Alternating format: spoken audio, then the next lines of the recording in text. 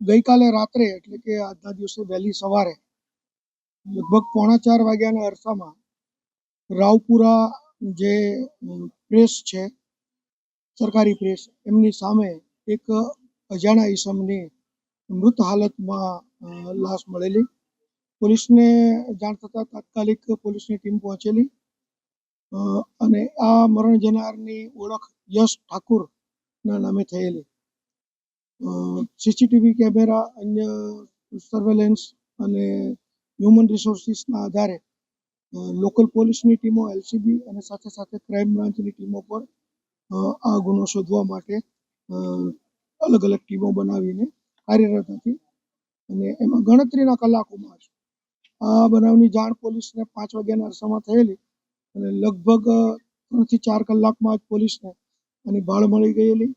અને આ કામે અમારા ક્રાઇમ બ્રાન્ચની ટીમો દ્વારા 2 આરોપીની ધરપકડ કરવામાં આવી છે. એમાં એક છે ભીમ બહાદુર ઉર્ફે ભીમ ગોપાલ બહાદુર સોની, જે નેપાળનો વતની છે, અને બીજો છે મેહુલ ઉર્ફે સન્ની મહેશભાઈ માળી. આ બંને આરોપીઓને પૂછપરછ કરતા તેઓએ આમ તો એકબીજાના મિત્રો હતા. તરસાલી મોડી રાત સુધી એ લોકો સાથે હતા અને પછી એક જ જુપિટર મોટરસાઇકલ ઉપર, કે જે જુપિટર મોટરસાઇકલ છે એ આ ભીમ બહાદુરનું હતું.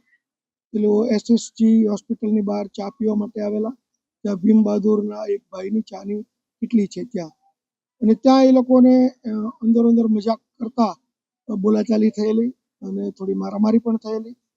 અને ત્યાં આ મરણ જનારે એક જુપિટર ઉપર નહીં બેસવાની પણ વાત કરેલી, પણ પછી એને સમજાવીને ફરી વખત બેસાડી અને આ ગુનાવાળી જગ્યા સુધી લાવેલા. ત્યાં ફરી વખત બંને નીચે ઉતરીને મારામારી કરતા આ ભીમ બહાદુરે એને ગળાના ભાગે આંસળીના હાડકા નજીક છરી મારી દીધેલી અને ત્યાં જ એનું મોત નીપજેલું.